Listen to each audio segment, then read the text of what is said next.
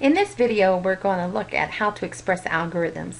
These concepts are covered at the end of Chapter 6 of our Computer Science Illuminated text.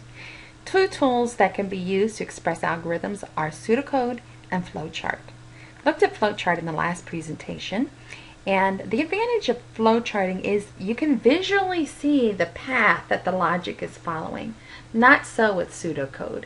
Pseudocode means false code, and the author just says it's a shorthand way to express actions. Now, if you become a coder, you'll probably use one tool or the other. Very few use both tools. And it just depends on the liking you take. It doesn't matter. One's not necessarily better in developing the logic. We talked about variables earlier, and a variable, if you recall, is a name that we give to a storage location in RAM. So when we reference a variable, what we're actually doing is referring to the data that's in that storage location. Now, so if we got variables, how does the data that it's referencing in RAM get that in the variable, into RAM? And so one way to do it is through input. Some of the input statements that the author uses could be, you could in pseudocode write input hours, get hours, read hours. To me, all equivalent. I can read all three. And recall, in flowcharting, you would use the parallelogram. Another way, however, to get data is through the assignment statement. Again, the author is giving us a number of ways to assign a value to a variable. So here I have a variable called count. And you can use the set statement. Set the variable count to 0. That would go into RAM, and that piece of data would be 0. Same thing here. So this arrow means assign to this variable 0. And this is the most common way to do it if you're going to actually program. That could be an actual programming statement in many language. Count, and this equal to sign is read as is assigned the value. So I want you to recall we have the equal to sign, and many languages have an equal to sign. So when there's just one, that's actually an assignment statement. We're assigning to the variable on the left-hand side the value of the expression on the right-hand side. But when we have two equal to signs, we're testing for equality.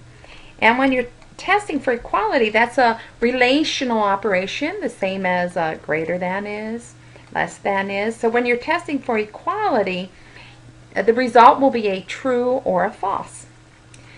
Assignment statements can do more complex math than what you see here. So in this statement, we're assigning to count what's already in count, but we add 1 to it. And this is a very common statement. It's, you know, what the process of adding 1 to a variable is called incrementing. So we're incrementing count by 1. Here's another example, this one using the arrow. And we're taking whatever's an OT pay, and we're adding to that 40 times the rate, and we're assigning that to the variable pay. So this is on page 178 of the text. Variables we just talked about, and different ways to do assignments. So to use this as a reference for how you might write your pseudocode logic. So we have here input, and there's the various ways I mentioned, but also output. So if you want to output something, you could use the write statement, you can use the display statement. If you want to, you could use output statement. We have here loops, and the author is showing us the while loop here. We'll have some examples later on using that. And then we have our decision structure, and there is our single alternative if there. Now, with what I had just discussed, this should be the equality statement. So if new base is equal to 10, okay, then you can't convert to the same base. So same here. This should be a relational operation of equality. If new base is equal to 10, then we're going to do whatever's here. So the next section in this chapter talks about how to follow an algorithm. Can you step through an algorithm and figure out what it's doing? I want you to be able to do that. So this section gives us the logic That was in chapter 2. If you recall, the author gave us an algorithm of how to change from a base 10 to another base. And this was, I guess, the divide by base algorithm. Let's call it that. So if I had a number in the decimal system and I wanted to convert to a binary, I would keep dividing by 2. Well, how long would I keep dividing by 2? As long as the quotient's not equal to 0. So you were going to divide your decimal number by 2, if that was the base, and then you'll set the next digit to the left in the answer of the remainder, so the remainder becomes a part of the answer. And then the next time you divide, you'll be dividing by the quotient. So here's our algorithm again. Let's walk through it. Let's say that we have the decimal 93. We want to convert it to base 8. So we initially, while quotient is not 0, well, okay, quotient's not 0. Let's just say the 93 is the quotient right now, okay? So we're going to take 93, divide the decimal number by the new base. So 93 divided by 8. And 8 times 11 is 88 with a remainder of 5. Okay? So if you recall with this algorithm, we only do divisions of whole integers, and then we consider the remainder. Okay? And the remainder is actually part of the answer.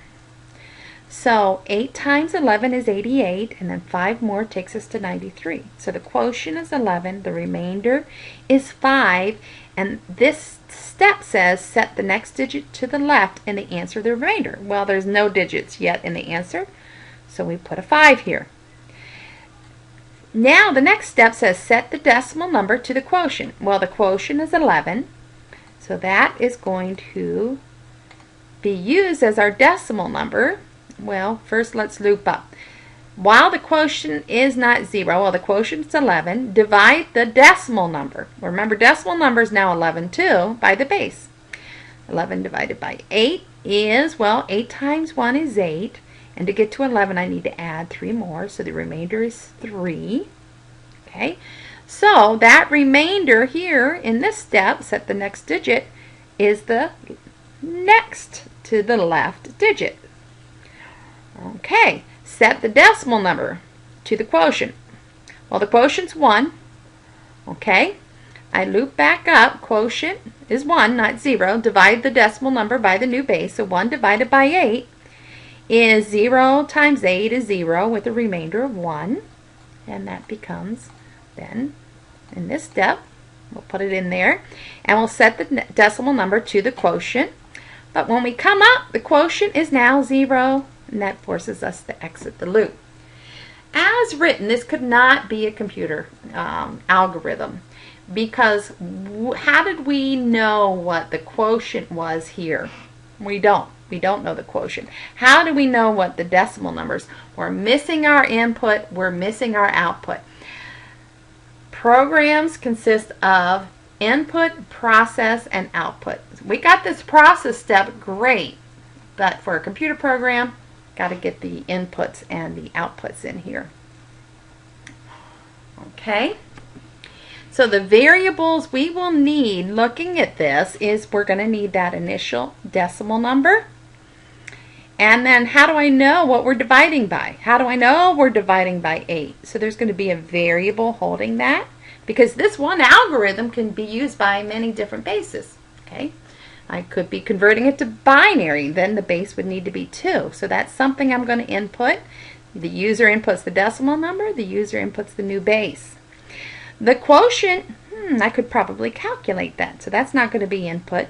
The remainder, that's a calculation, that's not going to be input. The answer, also calculation, not going to be input. So there are my 5 variables. And this table here just shows the values of those variables and how they change in the loop. And this reminds me that a variable varies. As you execute, a variable will vary the content. So the author then presents this algorithm for a computer program. And he's going to output on the screen, and the user's going to see, enter the new base. Okay, so maybe I want to, maybe I want to convert to binary. I would enter a 2 here. So then the variable new base will contain a 2. The right statement again is output, so the user is going to see on the screen, enter the number to be converted. Again, read means get the input, and so let's say I wanted to convert 10. Okay, so the user would enter a 10, and that would be stored in the variable decimal number. Then we're going to initialize, so the initial value of answer is set to 0. And the initial value to quotient is going to be set to 10. Okay, so remember quotient is 10. Why? Because decimal number is 10. While the quotient is not 0. Is that a true statement? Yeah. Quotient is 10 and that's not 0. That's true. Actually, in a program, you might write it like this. Quotient is not equal to 0. So what are we going to do? Well, we're going to set quotient to decimal number divided by new base. I would use the division symbol there instead of the div. Okay, so, 10 divided by 2 is 5 with a remainder of 0, right? That's what's going to happen here. Set the remainder to decimal number mod. Author's using REM, but I've introduced this mod operator. So the mod is the remainder. So in this case, the remainder would be 0. This time through the loop, the quotient would be 5. Okay. Make the remainder the next digit. Okay, so in answer, here's my answer. So far, I've got 0, right? Set decimal number to quotient. So decimal number will now be 5. Get that eraser. Okay. And I'm going to erase some of this. All right. So the quotient, if you recall, the quotient is now 5. So the quotient is not equal to 0. That's true. So we're going to set the quotient to 5 divided by the new base. Well, 5 divided by 2 is 2 with a remainder of 1. Okay? So the quotient is going to be 2 and the remainder is going to be 1 here. Make the remainder the next digit. So now I've got a 1 here as the next leftmost digit. Set the decimal, okay, to the new quotient. So now decimal is going to be 2. I'll loop back up. Quotient is still 2. 2 is not 0. So I go into the loop, set quotient equal to decimal number 2 divided by 2. Well, 2 divided by 2 is 1 with a remainder of 0, right? Okay, so set the remainder. So now the quotient is going to be 1. The remainder is going to be 2. And so set the remainder, the remainder is going to be 0. All right, and that's going to be, according to this, the next leftmost digit. All right, set the decimal number to the quotient. Well, the quotient's 1. Okay, here's the quotient, 1. We'll loop back up. Quotient is not 0. That's true, 1's not 0, so we go back in. Set quotient to decimal number divided by the new base. Okay, now, so the decimal number is 1, so we're going to have 0 with a remainder of 1. Right? So when we take 1 and divide it by 2, since 1 is less than 2, all I have is a remainder. Okay? Set the remainder to the decimal number. Okay? Make it the leftmost digit, which is what I did. There's my remainder is 1, and I made it the leftmost digit. And set the decimal number to the quotient, and the quotient's now 0. I loop back up while the quotient is not 0. Well, that is now a false statement because the quotient is 0. And so the way the author is doing his pseudocode, this is, if it's indented, it's in the loop. We're done looping, so we're here. And we're going to output 1010, which now with your experience in binary decimal conversion, you know is an 8 plus a 2, so the answer is 10. The algorithm works.